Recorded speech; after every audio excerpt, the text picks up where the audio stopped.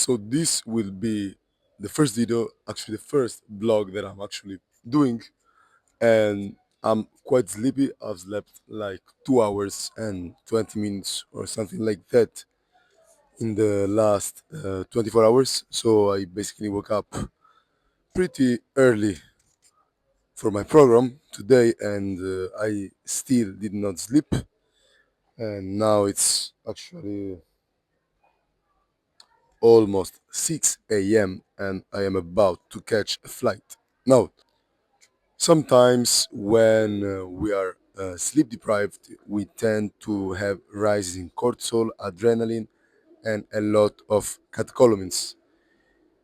Sleeping a low amount of hours is actually pretty bad for the organism. When it happens regularly, it is actually pretty harmful for the body. Okay, as you can see right now, I'm basically having some mental impairment as well because I also feel tired, but particularly mentally. Okay, so I actually want to encourage you guys to focus on your diet even when you are feeling stressed or you are, for example, in this case, at the airport. Okay, when you are at the airport, it is actually pretty easy to overeat foods that are really bad. Actually, okay, what you can see is that the most available foods are actually grains, but processed grains, a lot of sauces with seed oils inside, and also lots of snacks. Okay, what I tend to do is actually I either bring food from my home or I do not eat at all. I fast. Okay, the only thing I actually consume is mostly coffee or uh, Coca-Cola Zero, for example. Okay, now, this also depends on the period. If I'm on a strict diet, like right now, that I want to really get shredded, I tend to eat less and pretty healthy, okay? Of course, when you are on a diet and you have to get under 10% body fat, it tends to be more difficult, okay? You have to be very cautious with what you eat because a big cheat day can actually mess up your journey, okay? So if you're having a cheat meal on a diet, be sure that you plan it cautiously. Okay. Now this is a different story if you are, for example, at 15% body fat because you actually tend to feel really satiated and you don't need food as much as when you are at a lower body fat. Okay. So right now I'm basically I think at around 10 to 11% body fat, and I want to get to around 8 to 9 by the summer. Okay, I also have a competition now in May, a Brazilian Jiu-Jitsu competition, and I actually have the weight for May. I am about 79 kilograms, and I do not have to exceed 79.5 kilograms. So right now my weight is good, but I want to get even more shredded for the summer. Okay, ideally having the same muscle or even more. Okay, this is actually possible because when you want to get really really lean, you have to give up some foods like cheat meals. You have to mostly eat unprocessed foods, okay, that keep you satiated. It is not true that you cannot get real lean, okay? You can get real lean and still maintain a good physique. You can get to under 10% body fat, like 9% body fat, for example, or even 8% body fat. Now, of course, genetics play a role. Some people may be predisposed to eat less and then they maintain a pretty shredded physique easier than other people, but this does not mean that you cannot get to 8, 9, or 10% and maintain it. Okay, the key here is actually to focus on foods that are pretty beneficial and healthy for the body. Okay, let's take an example. If you eat eggs every day, you eat, for example, 4 eggs every day, and then you eat red meat, and then you consume mostly unprocessed vegetables, fruits, and also if you want some grains, for example, you will see that with like 2000 calories you will get full. Okay, now add that, for example, you are really active and you get to consume 2500 calories.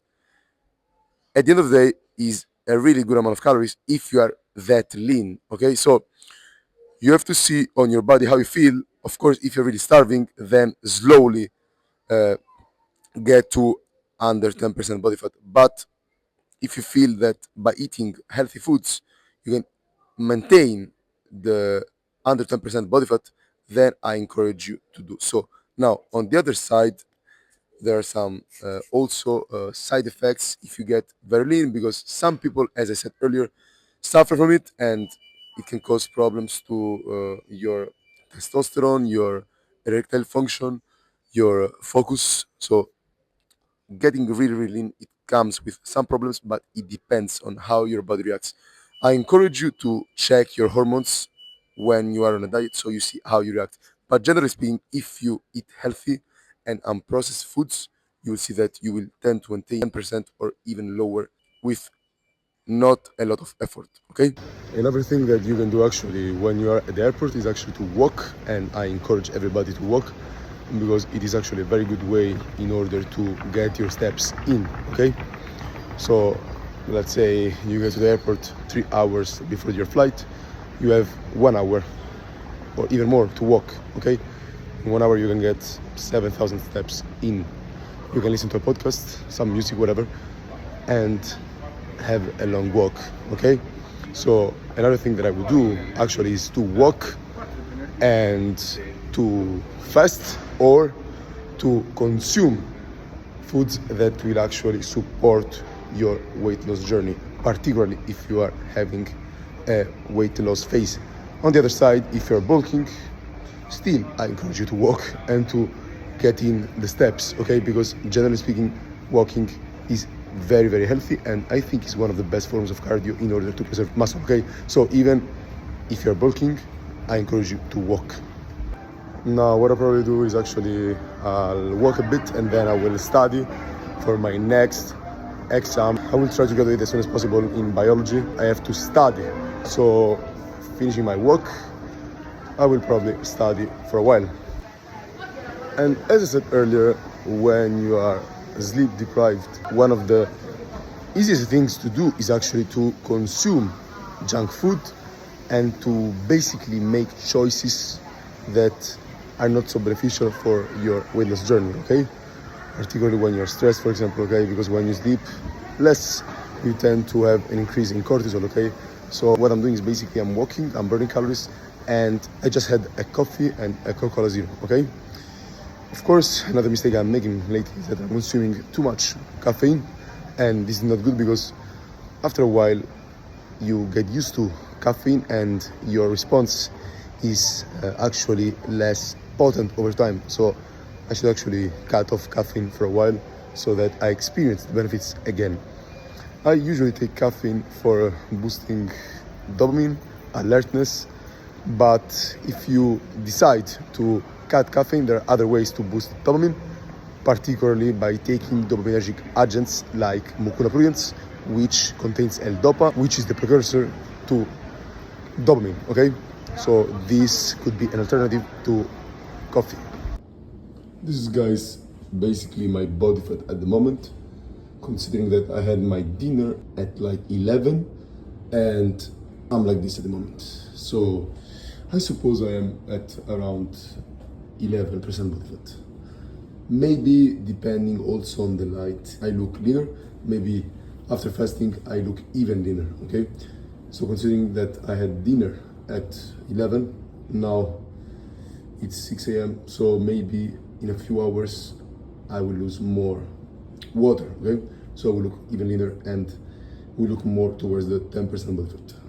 So I finished my short walk and right now I will study for a while. But I choose to drink something which is basically a zero added sugar juice, and it has basically almost 4 grams of sugar per 100 ml. Okay, so it's a total of 15 more or less grams of sugar, and this is actually natural sugar. Okay, so this could be a pretty good option instead of drinking like sugary drinks with added sugar, okay? So definitely if you want to have something to drink, ideally water, sparkling water, then a Coca-Cola Zero or a juice would be still fine.